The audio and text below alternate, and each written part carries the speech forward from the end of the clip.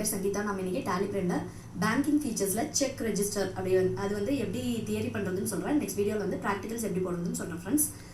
நான் வந்து லாஸ்ட் வீடியோவில் செக் பிரிண்டிங்னுடைய தியரி அண்ட் ப்ராக்டிகல் வந்து போட்டிருக்கேன். அதுவும் செக் பண்ணி பாருங்க.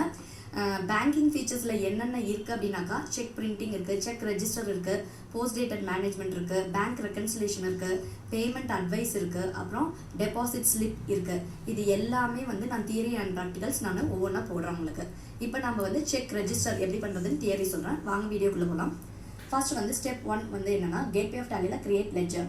லெட்ஜரில் வந்து நான் எஸ்பிஐ பேங்க் அப்படின்ட்டு ஒரு லெட்ஜர் கிரியேட் பண்ணுறேன் அண்டர் பேங்க் அக்கௌண்ட்டு.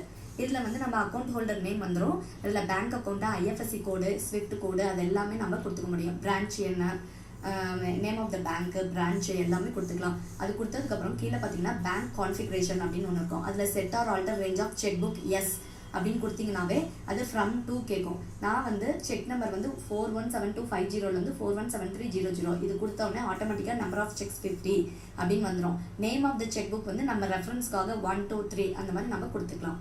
ஓகேங்களா? இது ஸ்டெப் 1. ஸ்டெப் 2 வந்து கேட்வே ஆஃப் டேலியில் வவுச்சரில் பேமெண்ட் F5ல போயிட்டு பேமெண்ட் ஒன்று போடுறேன். பேமெண்ட் வந்து யாருக்கு கொடுக்குறாங்க, லலிதாங்கிறவங்களுக்கு ஒரு 20,000 வந்து நான் பேமெண்ட் பண்ணுறேன். த்ரூ எஸ்பிஐ பேங்க் வழியாக நான் பண்ணுறேன். ஓகேங்களா?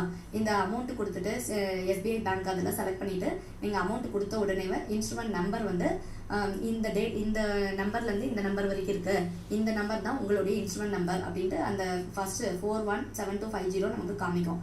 அதில் டேட்டும் அதில் வந்து நம்ம அதுலேயே டேட்டும் நமக்கு காமிக்கும். அதில் வேணும்னா நம்ம டேட் வந்து சேஞ்ச் பண்ணிக்க முடியும்.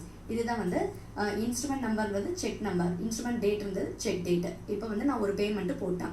இது வந்து ரிப்போர்ட் எப்படி செக் பண்ணோம் அப்படின்னா கேட்வே ஆஃப் டேலியில் பேங்கிங்கில் செக் புக் ரெஜிஸ்டர் அப்படின்னு ஒன்று இருக்கும். அது கொடுத்த உடனேவே அவுட்புட் இந்த மாதிரி காமிக்கும்.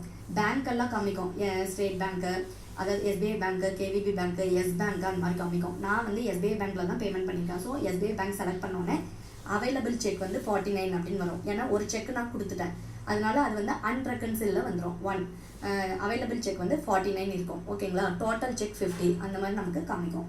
இதுதான் வந்து செக் புக் செக் ரெஜிஸ்டருடைய அவுட்புட். இந்த வீடியோ உங்களுக்கு பிடிச்சிருந்தா சப்ஸ்கிரைப் பண்ணுங்கள், லைக் பண்ணுங்கள், ஷேர் பண்ணுங்கள், கமெண்ட் பண்ணுங்கள் ஃப்ரெண்ட்ஸ். தேங்க்யூ.